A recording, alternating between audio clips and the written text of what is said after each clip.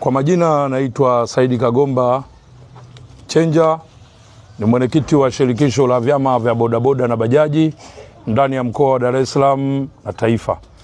Leo tuko hapa siku ya Ijumaa kuweza kumkabidhi huyu kijana wetu Bwana George kutokana na maafa yale aliyopata ya kuweza kupata jeraha ya kiungo chake cha mguu.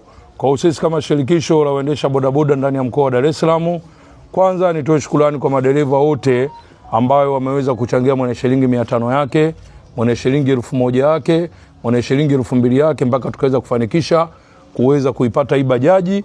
Leo tunamkabidhi bajaji, lakini bado tutamkabidhi na mguu kwa kupitia vile shirikisho na mdau ambaye walioweza kuchanga na kuweza kumkabidhi leo hii. Kwa majina naitwa George Colonel Chipeta,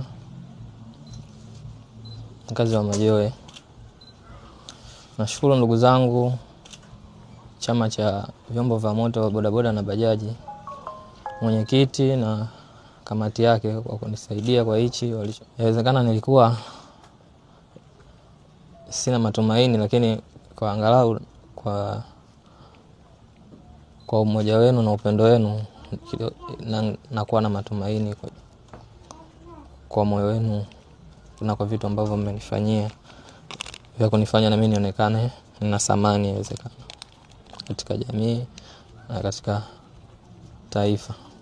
Kwa mtu yote ambaye ameguswa na hili swala anaweza support kwa namba 0765083808. Majina ni George Colonel Chipeta. Naitwa Margaret Vitus Chuma. Nashukuru kwa upendo wenu mlioonyesha kwa mtoto wangu. Naona na yeye sasa hivi atajisikia faraja, maana muda mwingi huwa anakaa anajikuta kama anakosa amani kabisa.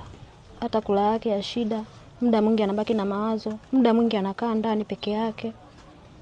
Kwa hili mlilolionyesha, naona mwanangu atakuwa na amani. Kwa majina naitwa Agustino Elias Nyambuya, ni mwenyekiti wa serikali ya mtaa wa Lada, kata ya Majoe. Nashukuru sana kwa ujio wenu wana shirikisho la bodaboda mkoa wa Dar es Salaam. Kwanza nianze kwa kutoa shukrani kwa nyinyi. Mmefanya jambo kubwa sana ambalo hata mimi sikutegemea kama kuna kitu kitafanyika kama hiki. Hiyo niwashukuru sana na niwapongeze sana. Kiukweli yani nashindwa hata kuelezea kwa fulani nilionayo mlomfanyia mwananchi wangu ambaye alipata tatizo hili kwenye haya machafuko yaliyopita ya tarehe 29 na 30.